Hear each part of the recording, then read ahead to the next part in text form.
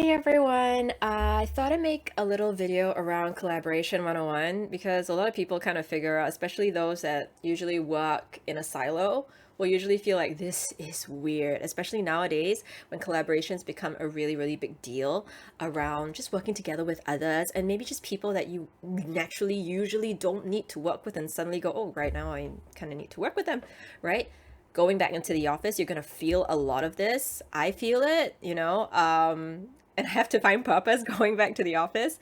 So this is really one of those moments as a worker or even an individual contributor where you'll feel like awkward. I still don't have my purpose in my mind as to why I wanna collaborate with someone in the office or even remotely, right?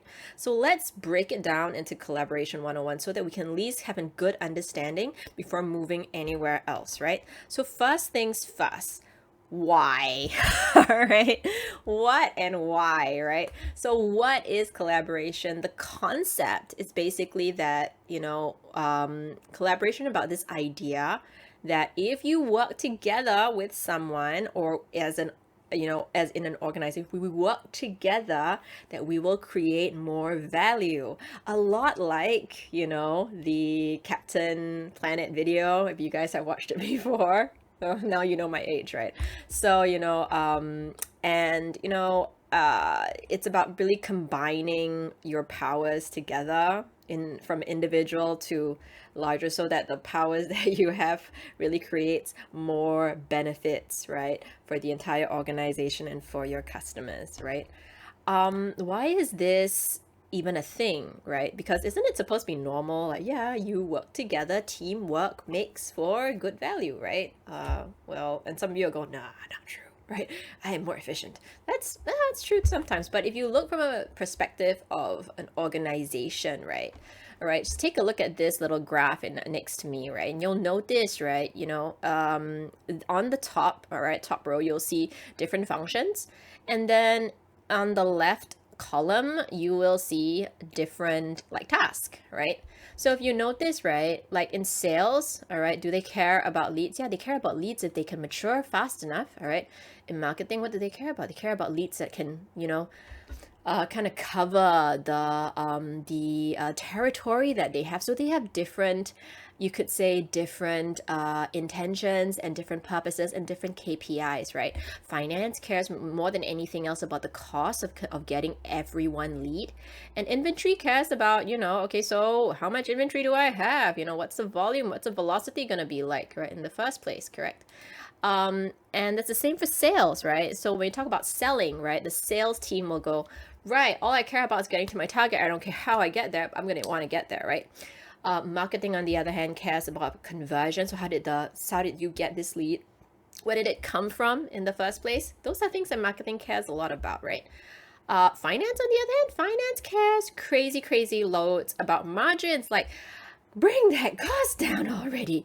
But does marketing and sales care about that? Might not be their first priority, correct? And then inventory on the other hand is going like, how much did that sales commit to the customer? Because I don't know how much inventory I have on hand, correct? So you can see, right, different departments have different, have different focus and different KPIs. Because of that, right, in general, you do need to work together within these different departments for them to actually be able to bring out the best in the entire organization, keeping it compliant, keeping margins low, keeping sales high, keeping coverage high as well. But those things and those intentions aren't always aligned. And that's why pooling people together brings out generally the best in the entire organization, right?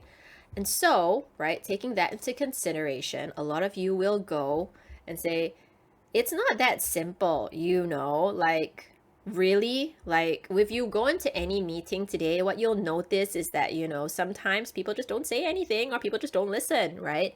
So the only way that collaboration works is if everyone is willing to listen and everyone has enough, you could say, courage or determination to contribute in the first place.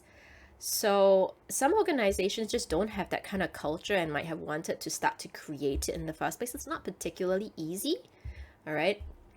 And so a lot of people will go like, so what's needed? How do I make this work, right?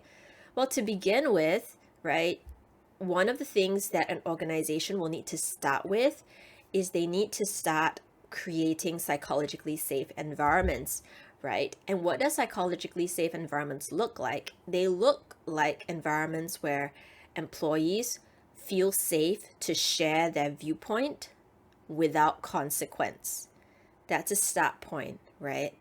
So a lot of the time, right, I'm told, without consequence.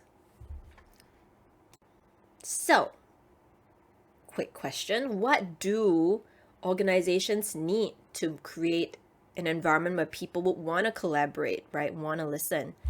Well, to begin with, they need to create an environment that is psychologically safe. What does that mean? It means that employees feel safe enough to share their viewpoint without consequence. Like they don't feel like if they share their viewpoint, something's going to come back to them and, hit them, in a sense, or there'll be some kind of a backlash from what they've said, right? That's the first thing.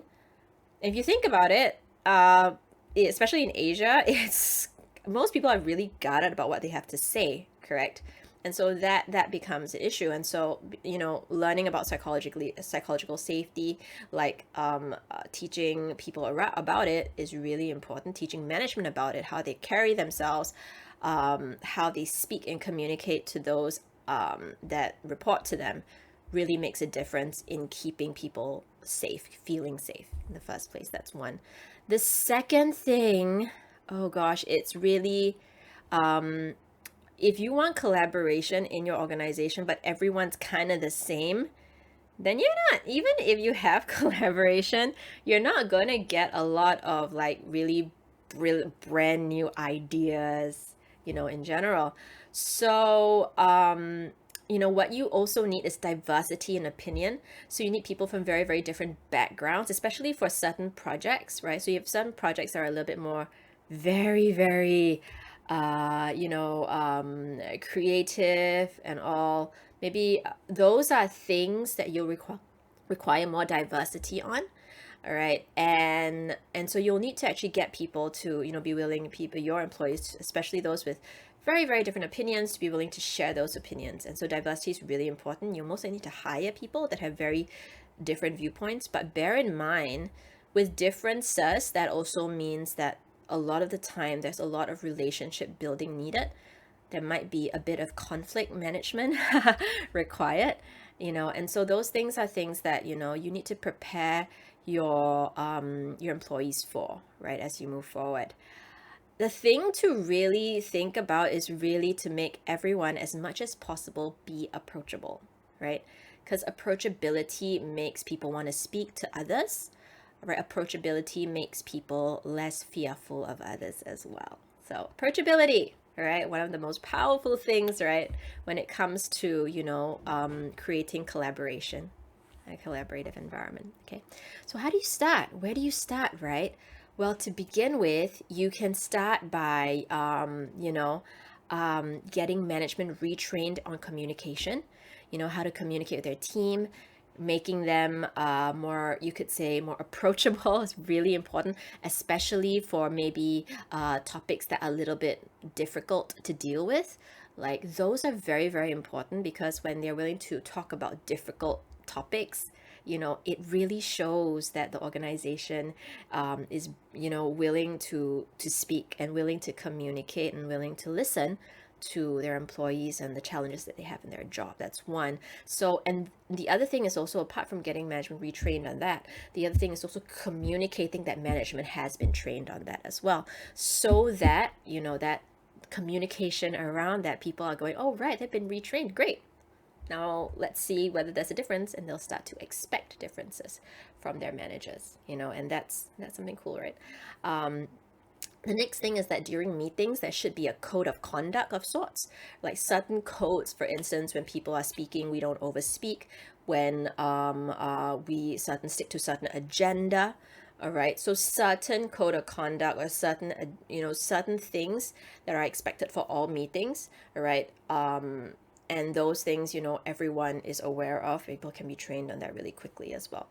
When you're able to do that, when organizations able to do that, that becomes amazingly powerful, because people start to go, okay, so during a meeting, this is what I would do.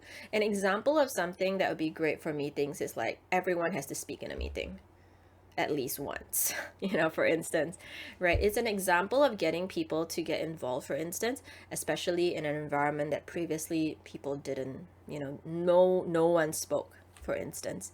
So that's something to think about, all right, as an example of creating a code of conduct, right, for everyone.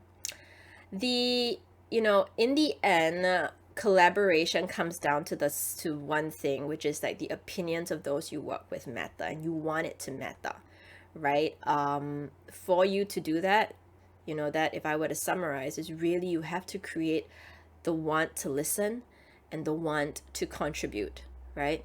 These things can only be created when you have an organization that feels safe enough to say something to the people that they speak to, and make the organization generally a better organization to work for. All right, hope you found this interesting. I'll see you in my next video. Bye.